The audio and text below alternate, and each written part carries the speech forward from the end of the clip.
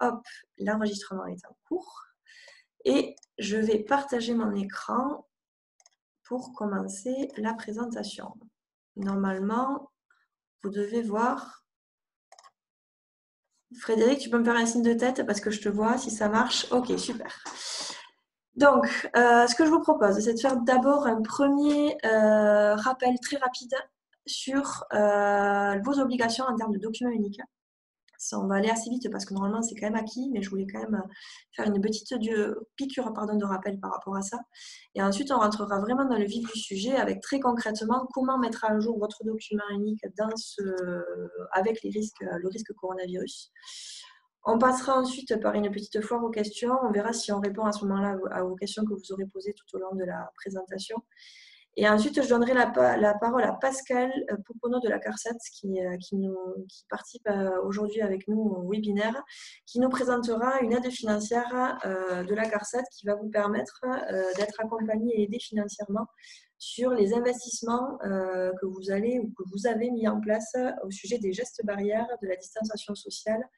Et il y a un aspect, je crois, hygiène et nettoyage, mais Pascal nous en dira plus tout à l'heure. Alors, document unique, quelles sont vos obligations assez rapidement? Donc, en tant qu'employeur, vous êtes juridiquement responsable de la santé et de la sécurité de vos salariés. Donc, pour cela, vous devez passer par une évaluation des risques professionnels dans votre établissement et donc rédiger ce qu'on appelle un document unique. Document unique qui est obligatoire pour toute entreprise qui a au moins un salarié. Alors, en cas de manquement à cette obligation, à la mise en place de ce document unique et à l'évaluation des risques, vous pouvez engager votre responsabilité civile ou pénale. Donc, il faut savoir que l'absence de document unique d'évaluation des risques est sanctionnée par une amende de 1 500 €, le double en cas de récidive, et surtout que vos salariés peuvent obtenir des dommages et intérêts même si l'existence des risques professionnels n'est pas établie dans votre entreprise. Donc, vous êtes hors la loi, entre guillemets, même si, à partir du moment où vous n'avez pas mis en place cette démarche d'évaluation des risques.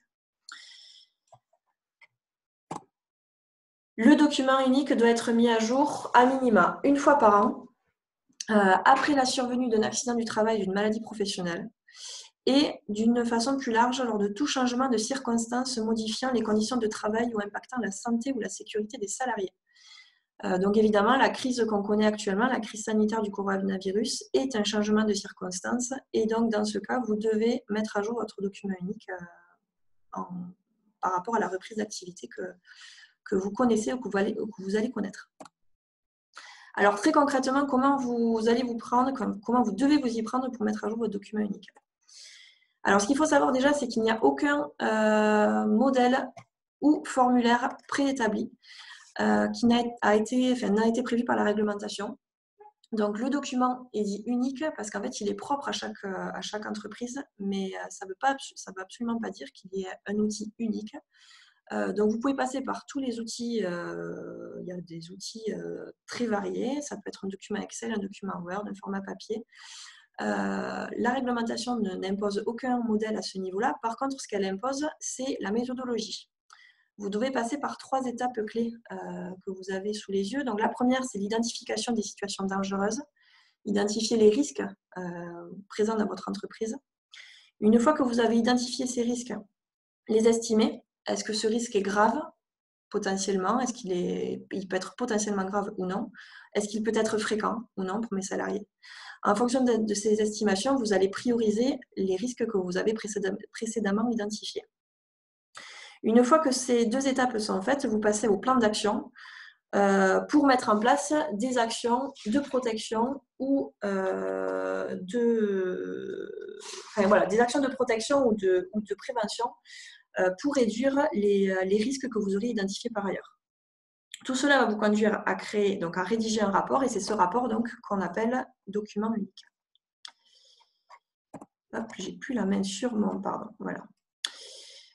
Ce qui est important, c'est que le document unique doit toujours être fait avec l'aide de vos salariés, tout simplement parce qu'ils peuvent vous faire remonter des situations auxquelles vous ne pensez pas, vous, en tant qu'employeur. Donc, toujours mettre dans la boucle vos salariés et les impliquer. Alors très concrètement maintenant, comment appliquer cette méthodologie au risque coronavirus? Tout d'abord, donc, vous devez identifier les situations dangereuses, donc les risques inhérents à votre activité par rapport à ce coronavirus. Donc là, je ne reviens pas sur les risques que vous avez sous les yeux, on va y revenir plus longuement juste après. Une fois que vous avez identifié ces situations dangereuses, il faudra donc les estimer en fonction de la gravité, de la fréquence, comme on l'a vu, et donc les prioriser. Alors là, moi, je vous ai mis une échelle de couleurs, vous voyez, vert, orange, rouge. Ça dépend vraiment de l'échelle que vous avez dans votre document unique actuel. Il y en a qui ont des couleurs, il y en a qui peuvent avoir des chiffres aussi.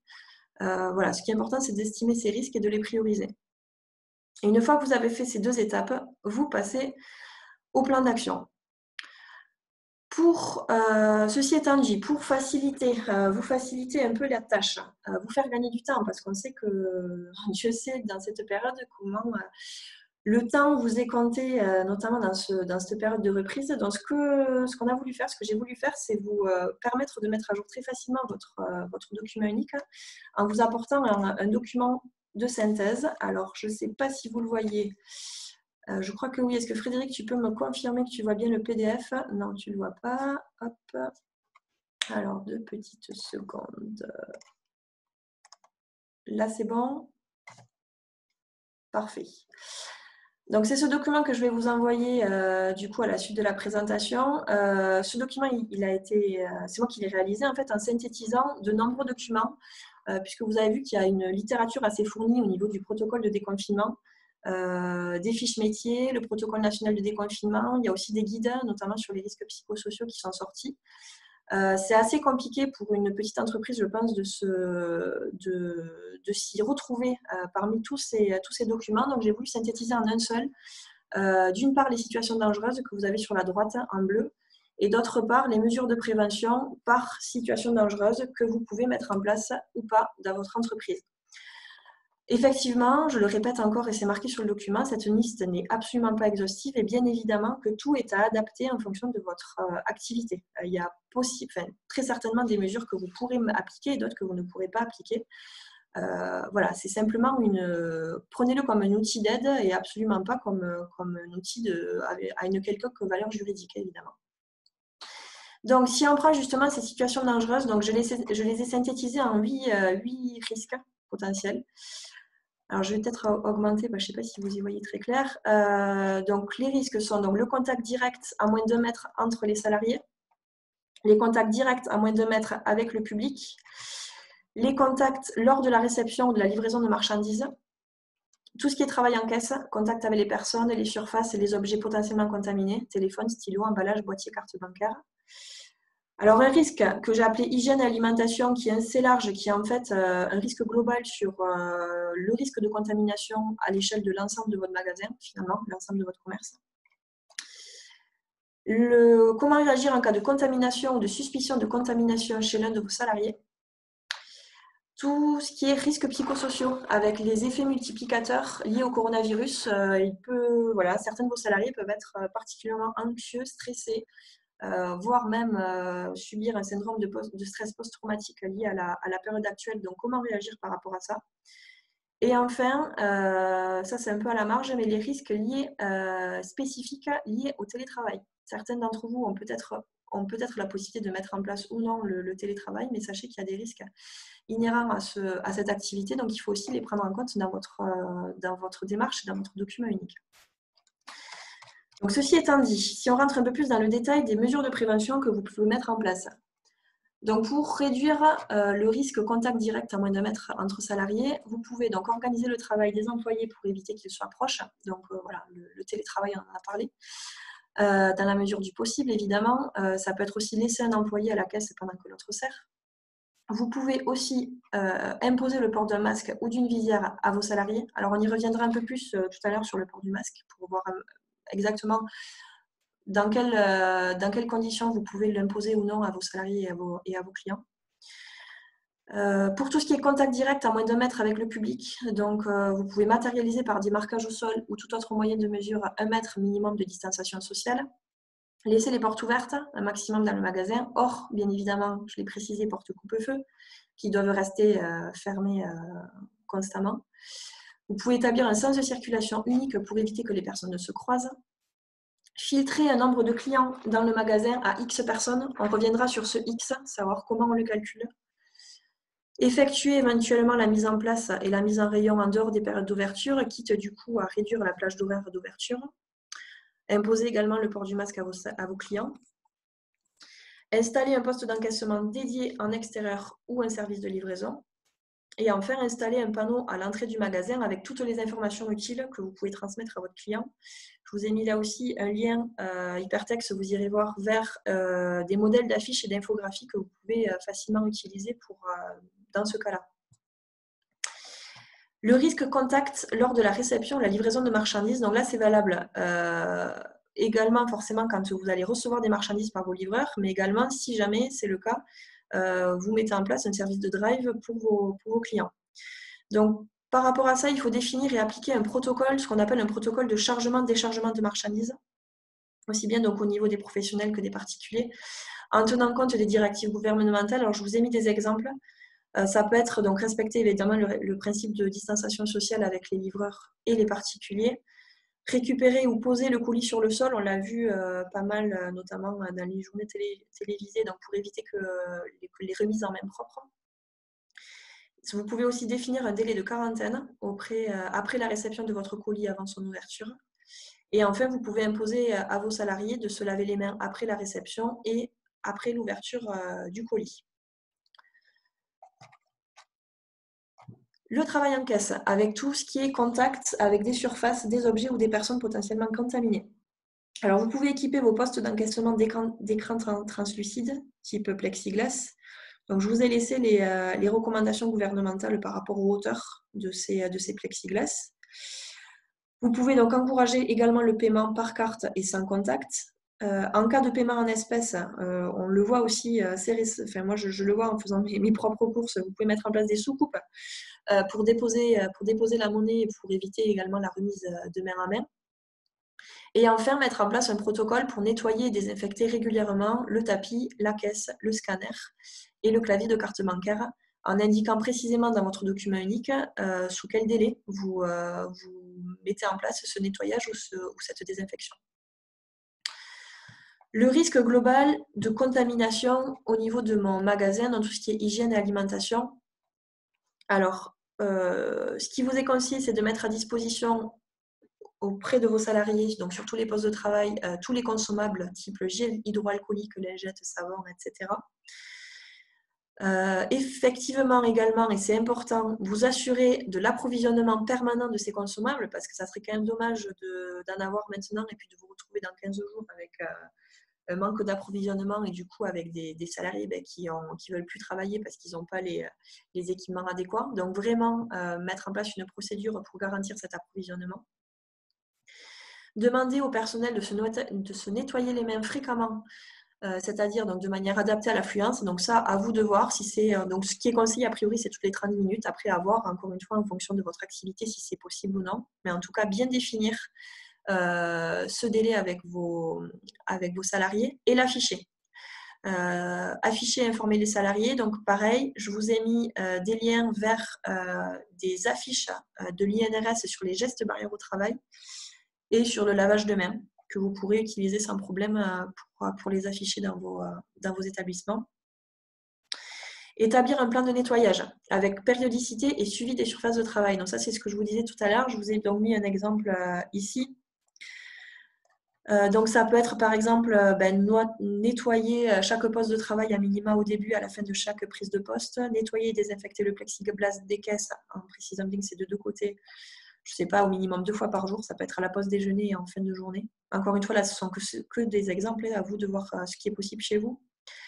Nettoyer 1 fois par jour les équipements collectifs en libre service, tout ce qui est machine à café, imprimante, etc. Vous pouvez aussi demander à vos salariés de prendre les repas à horaires décalés, avec toujours respect des distanciations sociales, donc de mètres de distance. Bon, ça c'est un peu à la marge, mais je l'ai laissé parce que je l'ai trouvé dans les documents gouvernementaux. On vous conseille de suspendre de préférence l'utilisation des fontaines à eau au profit des bouteilles d'eau individuelles. Et également, si vous avez des outils de travail individuels, les privilégier à tout prix. Donc, le cas échéant, dans le document unique, bien évidemment, vous précisez de quel outil on parle. Hein. L'objectif, ce n'est pas de marquer, de ne pas faire un copier-coller de cette phrase, de la mettre dans le document unique. On est bien là pour personnaliser par rapport à votre activité. Et si vous ne pouvez pas mettre en place ces outils de travail individuels, mettre en place une procédure pour les utiliser. Donc, ça peut être, je ne sais pas, mettre des gants pour utiliser tel outil ou se laver les mains avant et après utilisation, porter un masque, etc. Comment réagir en cas de contamination ou de suspicion de contamination d'un salarié? Donc là, c'est assez clair. C'est clairement défini dans le protocole de déconfinement. Donc, il y a 4 étapes à respecter. D'abord, vous renvoyez votre salarié présentant des symptômes à son domicile. S'il a des symptômes graves, vous appelez le 15. Vous informez les autres salariés qui ont été en contact avec lui. Vous prévenez la médecine du travail et vous nettoyez immédiatement les espaces de travail qu'il aurait occupés. Le risque des risques psychosociaux, donc l'effet multiplicateur lié au coronavirus. Donc effectivement, là on se retrouve, vous êtes peut-être confronté avec vos salariés à des soucis de recrudescence de phénomènes d'anxiété, de stress, voire de syndrome de stress post-traumatique. Donc comment réagir? Les mesures que vous devez en prendre, donc premièrement, c'est déjà instaurer le dialogue afin de rechercher là où les sources de RPS chez vos salariés.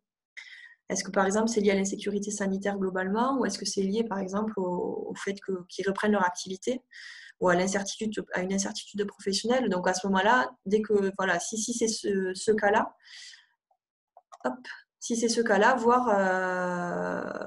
voir ce que vous pouvez faire pour améliorer, peut-être pour mieux les informer et pour éviter, du coup, ces phénomènes cette anxiété généralisée.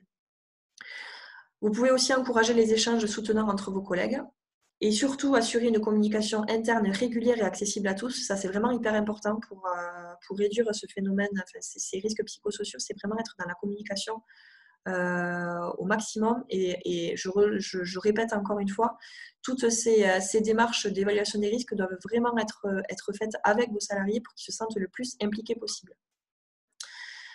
Vous devez également repérer les signaux individuels de souffrance au travail. Donc, ça peut être des plaintes constantes, des difficultés de concentration, de l'irritabilité. Bon, vous avez une liste, je pense, assez exhaustive là-dessus, sous les yeux. Dans le cas où vous repérez des signaux individuels qui vous feraient penser à des RPS, vous pouvez vous rapprocher de la médecine du travail. Donc, je vous ai mis le lien vers la SMT 65 qui ont mis en place une cellule de crise avec un numéro de téléphone. Donc, vous irez voir sur le site. Donc spécifique pour ce risque RPS. Et enfin, le risque lié à la mise en place du télétravail. Alors là, je vais passer assez rapidement parce que je ne sais pas si ça vous concerne tous par rapport à vos activités, mais si jamais vous mettez en place ce télétravail, sachez qu'il y a des risques inhérents à cette activité, avec une augmentation des risques psychosociaux et des troubles musculo-squelettiques. Donc dans ce cas, qu'est-ce que vous devez faire? Bon, déjà, c'est mettre à disposition les moyens et les matériels nécessaires pour effectuer un télétravail dans les meilleures conditions pour vos salariés. Informer les salariés sur les bonnes pratiques de télétravail. Donc là encore, je vous ai mis un lien vers un document gouvernemental que vous pouvez regarder, vous pouvez feuilleter pour vous et pour vos salariés.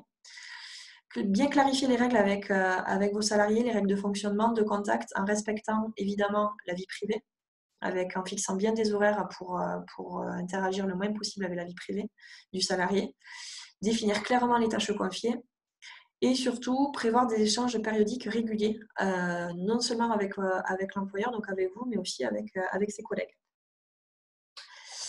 Donc voilà pour ce document de synthèse. Si je reviens sur la présentation, normalement, avec ce document que je vous enverrai, vous êtes en mesure, a priori, de mettre à jour votre document unique actuel. Ça, c'est en théorie. Dans la pratique, je sais bien, alors je ne sais pas si c'est le cas parmi vous, mais il y a encore beaucoup d'entreprises qui n'ont pas de document unique, ou alors qui en ont, mais qui sont très anciens, qui ont peut-être été faits par une personne extérieure, type un comptable ou un consultant. Et du coup, ces personnes ne voient pas bien trop comment clairement mettre à jour leur document unique actuel. Donc, je ne pouvais pas faire ce webinaire sans vous présenter un outil qui s'appelle Oira, qui est un outil hyper simple, un outil gratuit qui est en ligne et qui permet de faire un document unique adapté à votre activité, à votre secteur d'activité qui est le commerce non alimentaire. Donc ce qui est important, c'est de préciser, c'est qu'il a été élaboré par des professionnels, aussi bien des professionnels de la santé sécurité au travail, donc avec l'INRS et la CARSAT, que des professionnels de votre secteur d'activité. Alors, je ne vais pas les énumérer parce que pour le coup, pour l'outil Oira Commerce non alimentaire, il y a une dizaine de fédérations et d'associations qui sont intervenues. Donc, vous irez voir la liste si ça vous intéresse sur le site. Donc, il a été fait vraiment par des professionnels qui connaissent le métier, donc ça, c'est quand même important. Et surtout, il est reconnu par les services de santé de travail et par l'inspection du travail. Donc voilà, si vous avez un jour un contrôle, que vous utilisez Oira, il n'y aura pas de problème par rapport à ça. Alors, je voulais vous le présenter. Alors, ça va être assez rapide puisque, voilà, on s'était dit 1 heure grand max et puis on a encore des choses à voir après. Mais je voulais quand même vous le présenter. Est-ce que je vois plus Frédéric. Frédéric, non, tu me dis non. Hop. Est-ce que c'est bon? Parfait.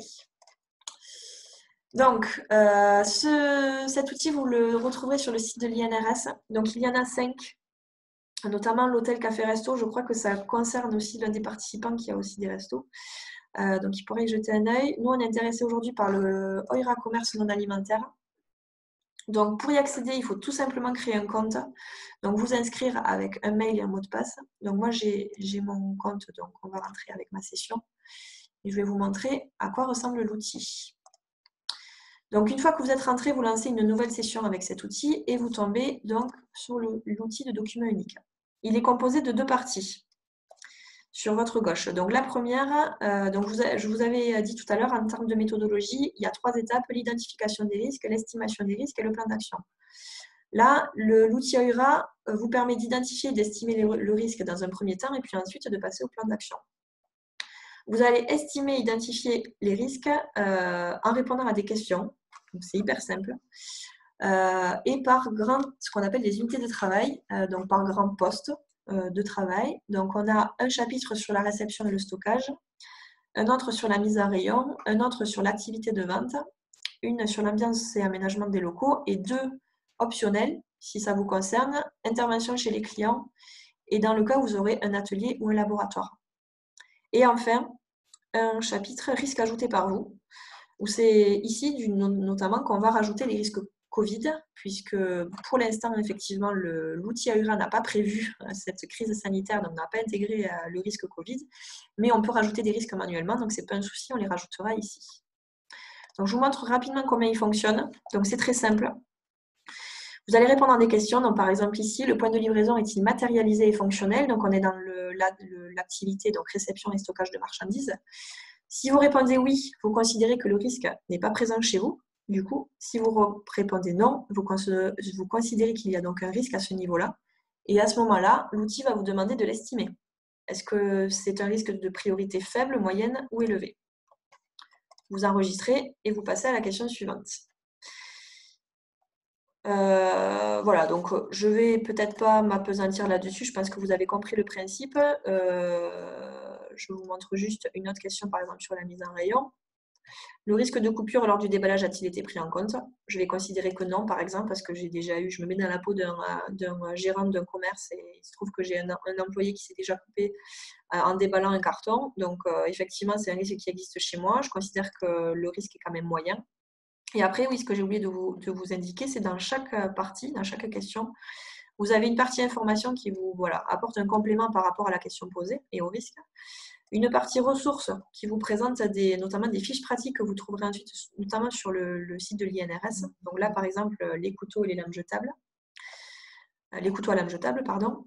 Et une partie commentaires où là, vous pouvez personnaliser du coup votre document unique en indiquant exactement pourquoi vous avez répondu, enfin, pourquoi ce risque existe chez vous. Pour la partie Covid, si vous êtes amené à utiliser Oira, donc c'est assez simple. Ajouter un risque personnalisé et là vous arrivez sur une page, un risque que vous pouvez taper librement. Donc vous pouvez évidemment utiliser l'outil qu'on a vu précédemment. Donc je vais simplement faire un copier-coller, c'est pas bien, mais c'est simplement pour vous montrer comment ça marche. Donc, le risque Covid-19, contact direct à moins de 2 mètres avec le public. Le risque est-il acceptable? Non, il existe chez moi. Et pour le coup, il est très élevé puisque voilà, je considère que le coronavirus, dans les mois à venir, malheureusement, voilà, on risque encore d'en entendre parler. Donc, c'est vraiment ma priorité numéro 1 aujourd'hui, à l'heure d'aujourd'hui, au jour où je vais mettre à jour mon document unique. J'enregistre, je passe à un autre risque. Hop, je vais juste en mettre un second pour vous montrer. Donc, le risque contact lors de la réception et la livraison de marchandises, c'est un risque qui n'est toujours pas acceptable, il est toujours priorité élevée. J'enregistre. Une fois que vous avez fini toute l'identification et les estimations des risques, vous allez sauvegarder, terminer, et du coup passer à la partie plan d'action. Alors la partie plan d'action, c'est assez simple. Vont être repris ici tous les risques toutes les questions auxquelles vous avez répondu non, donc tous les risques dans votre activité.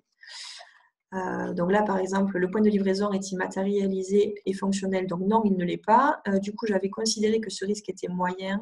Vous pouvez, si jamais, changer ce degré de priorité. Et ensuite, vous allez ajouter des actions, des mesures de protection ou de prévention. Donc là, vous avez le choix, soit vous partez sur des mesures standards. Donc l'outil va vous proposer des mesures toutes faites. Donc là, par exemple, sur ce volet-là, on a indiqué au fournisseur le point de livraison à privilégier ou solliciter la mairie pour aménager une zone de livraison à proximité. Par exemple, j'en rajoute un. À chaque risque, on va vous demander un responsable. Donc le responsable, c'est celui qui va être dans votre entreprise en charge de mettre en place cette mesure, éventuellement un budget, et enfin une date de commencement prévue, une date de fin prévue. Ça, c'est important, notamment au niveau de votre rétro-planning, pour vous fixer un calendrier pour mettre en place ces mesures. Vous pouvez également ajouter une mesure supplémentaire, et donc là, c'est voilà, taper des mesures. Si dans les mesures que vous propose l'outil, vous ne trouvez pas la mesure qui vous correspond, vous pouvez évidemment en créer une de votre propre chef sans problème. Vous enregistrez, vous continuez, vous passez ainsi de suite aux questions qu'on vous a posées. Pour le risque coronavirus, donc effectivement, là, l'outil ne va pas vous proposer des mesures puisque l'outil ne connaît pas le risque, mais vous avez le document que je vais vous passer qui va vous aider, du coup, par exemple, là, j'en ai une pour vous montrer, qui va vous aider à compléter cette partie. Donc, j'ajoute une mesure supplémentaire. Et je considère, donc pour éviter le contact direct à moins d'1 mètre avec le public, je vais laisser les portes ouvertes pour limiter le contact avec les poignets. Je vais dire que le responsable, c'est moi. Je n'ai pas de budget pour cette mesure et je mets une date de commencement à aujourd'hui et une date de fin en minimum à la fin d'année, on va dire. J'enregistre et je continue. Voilà, et je fais ça pour tous les risques. Évidemment, vous pouvez mettre plusieurs mesures par risque. Voilà. À chaque fois, vous pouvez ajouter ici en bas une mesure supplémentaire. Une fois que vous avez fait tout ça, donc l'identification, l'estimation et le plan d'action, vous arrivez à l'onglet rapport. Alors là, je ne vais pas vous le montrer avec cette plateforme, parce que du coup, j'ai répondu à 3 questions, donc ça ne va pas être l'outil ne va pas être très complet. Donc, ici, j'ai un outil que j'ai rempli assez rapidement la semaine dernière pour vous montrer à quoi ça correspond, qu'est-ce qu'on peut obtenir de cet outil. Voilà, du coup, j'ai répondu à toutes les questions, comme vous pouvez le voir, et j'ai aussi rajouté pour chaque risque à chaque fois des mesures. Donc, dans l'onglet rapport, on a 4 rapports. Le premier, le plus important, c'est celui-ci. C'est le rapport, votre document unique, en fait, le rapport en Word. Donc là, je pense que vous n'allez pas le voir. Est-ce que... Excusez-moi. Ah si, vous le voyez. Je ne vois plus. Si, Frédéric, tu me confirmes que vous le voyez? Super. Voilà, donc ça, c'est le document unique. Alors, je vous l'accorde, il n'est pas très funny. Il manque un peu de de couleurs. Enfin, bon, en tout cas, c'est un document en version Word, donc vous aurez toujours après la possibilité de changer la police, le format, mettre des couleurs, etc. pour qu'il soit plus lisible. En tout cas, sont repris ici, d'une part, tous les risques identifiés et estimés et pour lesquels des mesures de prévention ont été programmées. Donc, en gros, toutes les questions auxquelles vous avez répondu non. Donc, par exemple, réception et stockage, les produits livrés sont difficiles à manutentionner et j'ai mis en place 2 mesures qui sont reprises ici, etc., etc. Donc, d'une part, tous les risques que vous avez identifiés et à la fin, donc les risques Covid qui sont ici. Non, pardon, atelier laboratoire, voilà, risque Covid, contact direct à moins de 1 mètre entre les salariés. Et à la fin, ici, pardon, les risques ou problèmes que vous considérez comme maîtrisés ou absents de votre organisation. Donc là, c'est tous les risques que vous avez identifiés comme étant absents de votre activité, donc toutes les questions auxquelles vous avez répondu oui. À la fin, le sous-signé déclare par le présent document que les salariés ont été consultés sur le contenu de ce document. Vous signez, vous datez, vous faites signer vos salariés, vous imprimez et vous avez votre document unique. Donc c'est quand même hyper simple. Vous avez aussi trois autres documents, alors j'y passe très rapidement. Un plan d'action en version Excel que vous pouvez, si jamais, utiliser. Voilà, qui répertorie l'ensemble de vos risques, donc de votre plan d'action. Un aperçu des risques en version PDF. Donc là, qui ressemble à ça. Donc, tout simplement, par activité, par tâche, vous avez donc sur, par exemple, la réception et le stockage, il y avait 5 risques dans l'outil. Il y en a 2 que vous avez considérés comme inexistants chez vous et 3 qui existent chez vous et auxquels vous avez mis en place des mesures. Voilà. Et ça pour chacune des activités inhérentes au commerce non alimentaire. Hop. Et enfin, une vue d'ensemble des mesures. Alors là, c'est un document, donc pareil, en version PDF, qui est assez intéressant pour le coup, moi je trouve, mais après, vous pouvez ou pas en avoir l'utilité. C'est un rétro-planning sur 3 mois, à partir du moment où vous l'imprimez. Donc avec les risques, donc en vert, les risques que vous avez répertoriés comme une priorité faible, en orange, une priorité moyenne, et en rouge, une priorité forte, avec à chaque fois les délais que vous avez mentionnés pour mettre en place ces mesures. D'où l'importance, comme je vous disais tout à l'heure, d'indiquer un rétro-planning, donc des dates lorsque vous mentionnez vos mesures. Voilà pour ça. Donc ça, c'était l'outil OERA. Je suis passée très très vite voilà, parce qu'on a quand même pas mal de choses à voir. Ce que je peux vous dire, c'est que ce qu'on va essayer de faire, c'est qu'on va organiser des ateliers à la CCI pour vous permettre, moi je serai présente, donc ça sera des ateliers du coup à moins de 10 personnes a priori, avec vos propres ordi, et moi je serai présente pour vous accompagner et vous guider sur l'outil OERA de A à Z. Comme ça vous permettra à la fin de la séance, qui dure à peu près 2 heures, de repartir avec votre document unique finalisé. On va essayer de le mettre en place, voilà, toujours pareil, on attend d'avoir l'autorisation, mais on va essayer de mettre en place ça.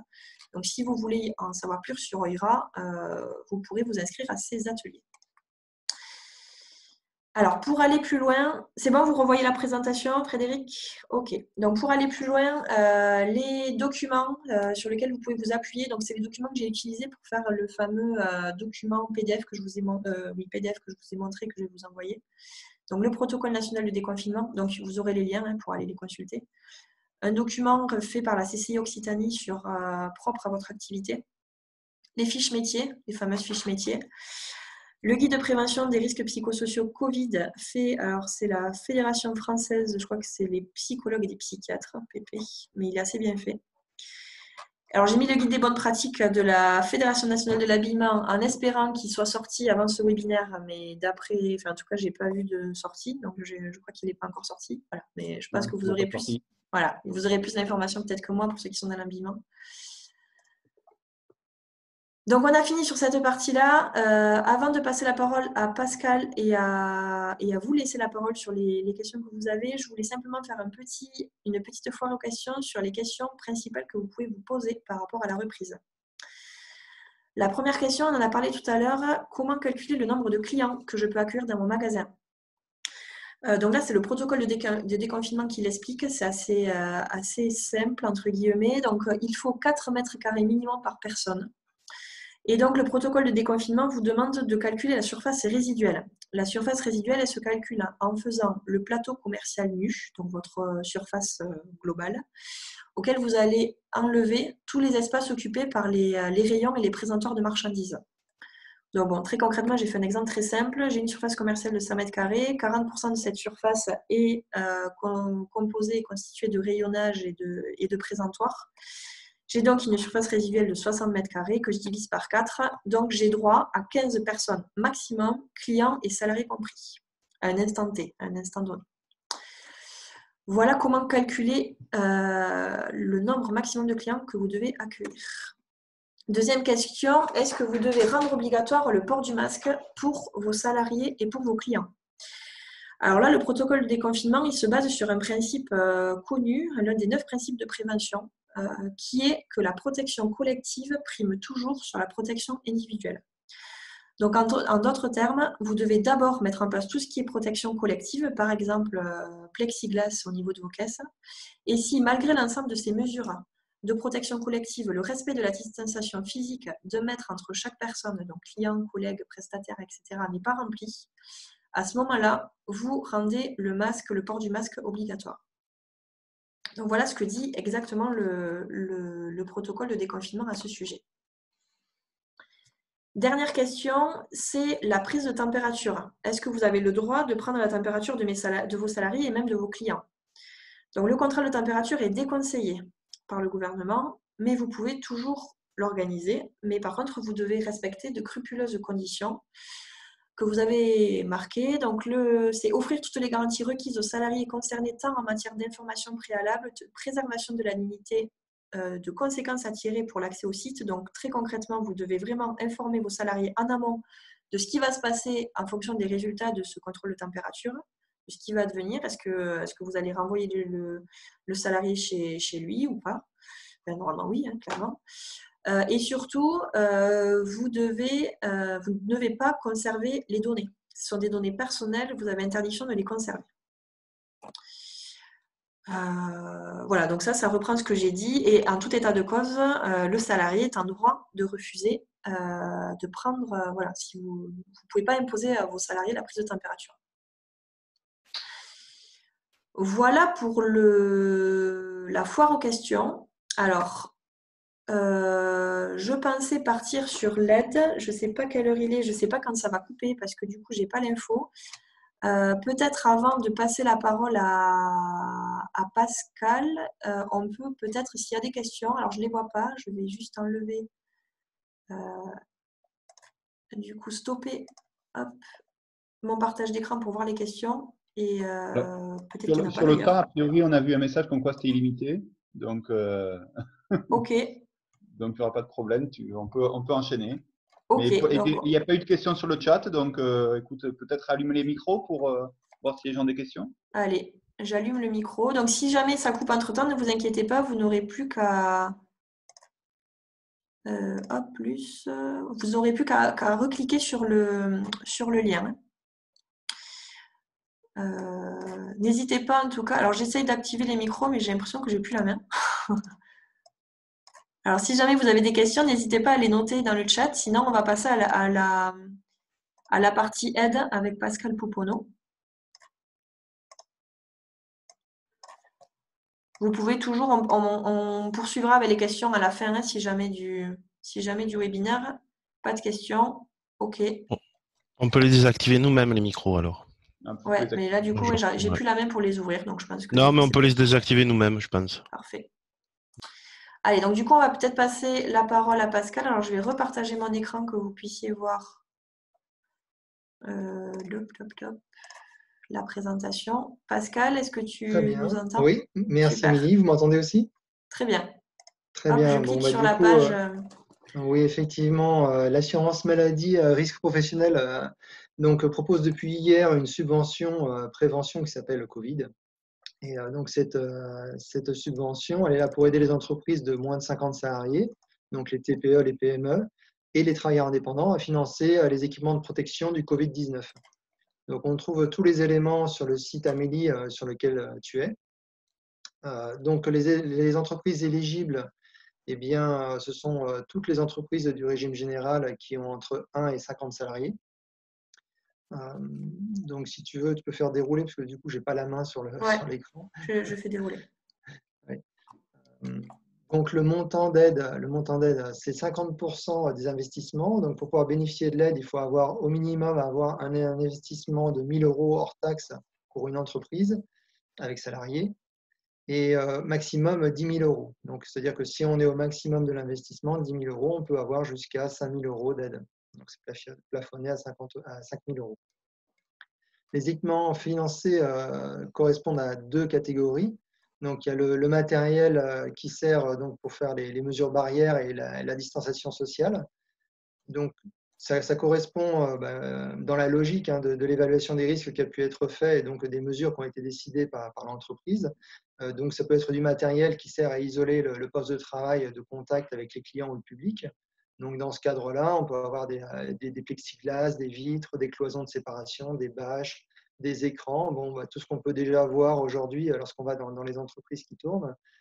Et puis aussi, on a du matériel qui permet de guider ou de faire respecter les distances. Donc, voilà, quand on veut rentrer, on veut guider, avoir un flux dans une entreprise avec une entrée, une sortie et guider les salariés, les clients dans l'entreprise, eh bien, on peut utiliser des poteaux, des guides-fils, des barrières amovibles. Et puis, on peut aussi vouloir faire respecter des distances, par exemple, avec un îlot où on a un salarié qui travaille et on a des clients qui passent. Pour garder la bonne distance, eh bien, on peut être amené à rajouter un cordon ou des sangles. Voilà, donc, tous ces éléments qui ont pu être achetés pendant la période de Covid, eh bien, vont pouvoir être financés. Ensuite, on a un autre point qui peut être financé, c'est tout ce qui est locaux additionnels et temporaires. Donc, qu'est-ce qu'on entend par là? Ça va être par exemple des bungalows ou des chapiteaux pour qu'on ait la distanciation sociale au sein de l'entreprise. On peut avoir par exemple un commerce qui a une surface qui est un peu limitée. Eh bien, on peut rajouter des éléments extérieurs, si on a la place, tels des chapiteaux, pour avoir une plus grande surface. Donc, ces locaux additionnels, eh bien, s'ils sont en location, ils peuvent aussi rentrer dans l'aide financière et donc être financés à hauteur de 50%. Du coup, on peut aussi avoir des éléments concernant tout ce qui est communication, donc les écrans, les tableaux, les affiches, tout ce qui a pu être donc du coup qui a été fait par une entreprise extérieure et pour lequel il va y avoir un financement, peuvent être rajoutés au niveau de l'aide. Par contre, on ne prend pas tout ce qui est des éléments à usage unique tels le scotch, peinture, ruban. Tout ça, c'est pas pris en compte. Enfin, il y a aussi les points concernant les mesures d'hygiène et de nettoyage. Là-dessus, donc, ce qui peut être financé, c'est tout ce qui est en lien avec l'hygiène. Donc, on va principalement voir en fait des sanitaires qui sont en location, qui vont être mis en place, mais aussi des installations fixes en complément de ce qui pouvait exister. Et donc, s'il s'agit de la location, eh bien, la période maximum, ça sera les 4 mois de location, puisque l'aide financière démarre à partir du début du confinement jusqu'au 31 juillet. En complément, les masques, gel hydroalcoolique et les visières sont financés à partir du moment où il y a une des mesures citées au-dessus qui est demandée dans l'aide financière. Alors, si on nous demande que les masques ou les gels hydroalcooliques ou les visières, on ne pourra pas les financer. Par contre, s'ils arrivent en complément d'une mesure de protection, eh bien, ils seront pris en compte. Par contre, les gants et les lingettes, eux, ne font pas partie des éléments qui peuvent être subventionnés. Après, pour bénéficier de la subvention, c'est relativement simple en fait. Il y a un formulaire à remplir, on clique sur le lien, donc Émilie vous enverra le lien pour faire la demande. On clique sur le formulaire et le formulaire est relativement simple à remplir. On rentre les éléments d'information de l'entreprise et du chef d'entreprise et on rajoute les factures ou les copies des factures de ce qui a été acheté. Et il faut renvoyer l'ensemble donc à la CARSAT avant le 31 décembre 2020.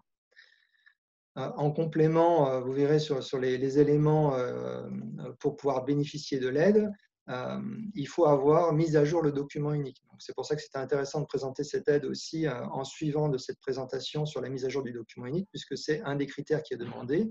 Ce qu'on demande aussi, c'est être à jour de l'URSSAF, donc être à jour des cotisations, et envoyer un RIB pour pouvoir se faire payer. Voilà. Bon, voilà, très, très simplement, en quoi correspond cette aide, en sachant qu'on a d'autres aides financières qui sont aussi disponibles sur le site amélie.fr, qui peuvent correspondre notamment donc aux activités de commerce non alimentaire.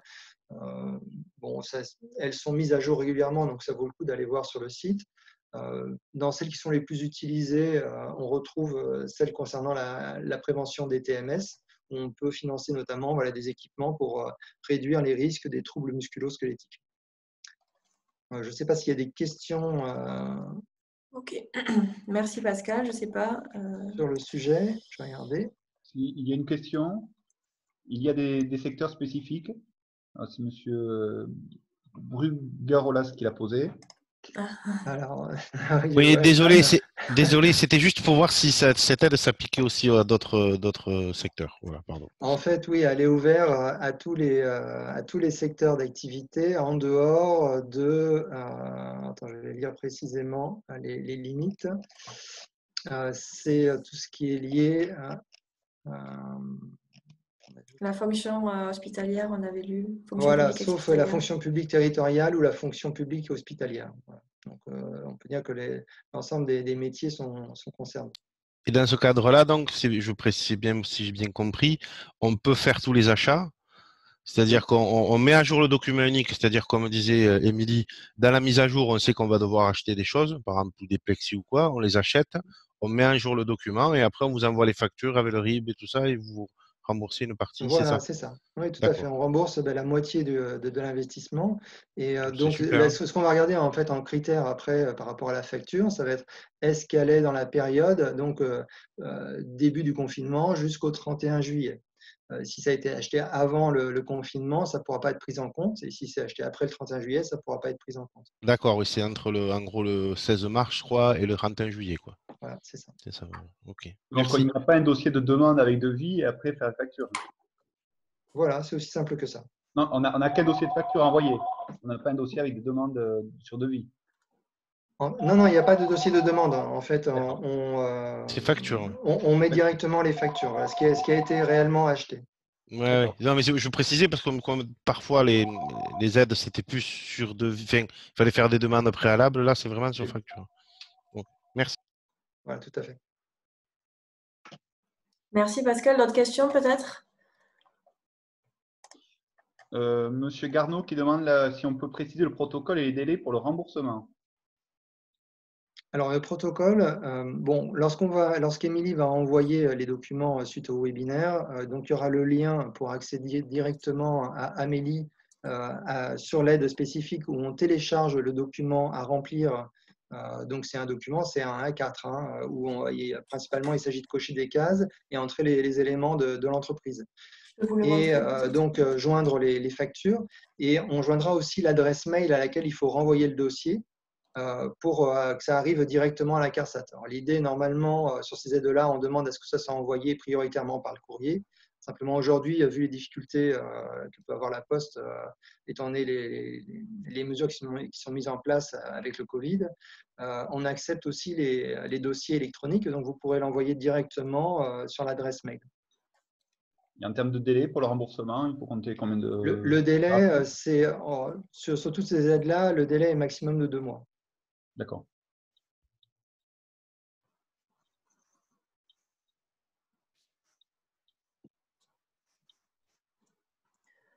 Ok, merci. D'autres questions? Remarques? A priori, on n'a pas été coupé, parce que je vois qu'il est 50, enfin, ça fait 55 minutes qu'on est là, donc on peut en profiter. Si vous voulez voilà, en profiter pour échanger, n'hésitez pas. Vous pouvez ouvrir mon micro en appuyant voilà, sur le petit onglet micro ou toujours en posant vos questions via le chat, comme vous voulez.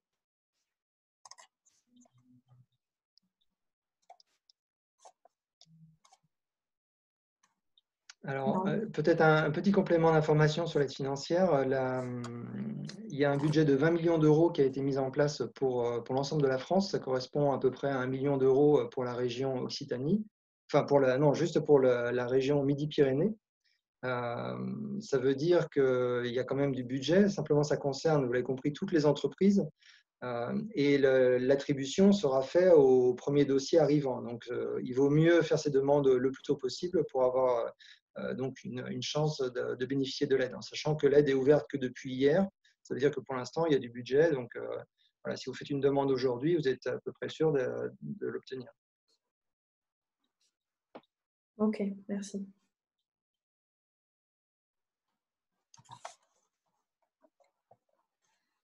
Pas d'autres questions? Bon.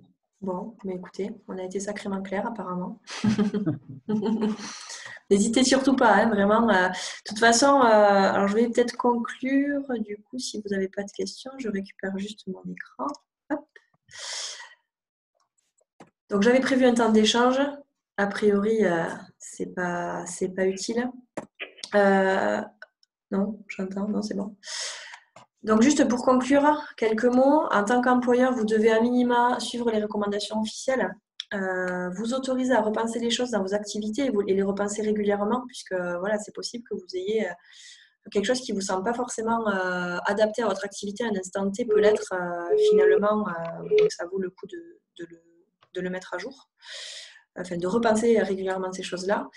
Tenez-vous informés tous les jours de la situation épidémique, adaptez vos mesures en fonction. Impliquez vos salariés, genre, je l'ai répété plusieurs fois, mais c'est vraiment hyper important. Et aussi, prenez, si vous pouvez, des photos, conservez des traces voilà, de vos actions pour bien conserver. Donc, vous pouvez mettre aussi avec l'endroit où vous laissez vos documents uniques pour que vous conservez une trace des mesures que vous avez mises en place dans votre entreprise.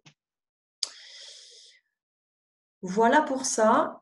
Eh bien, écoutez, je vous remercie. Je vous envoie dans la suite ce PowerPoint, les liens utiles, le document de synthèse que j'ai réalisé. Et donc, on vous tiendra au courant si on met en place un atelier pratique par rapport à EURA, si ça peut vous intéresser. Voilà, en tout cas, je vous souhaite à tous bon courage, bonne reprise pour ceux qui ont repris. Et puis, voilà, n'hésitez pas à faire appel à la CCI si vous avez besoin de quoi que ce soit sur ce sujet. Merci.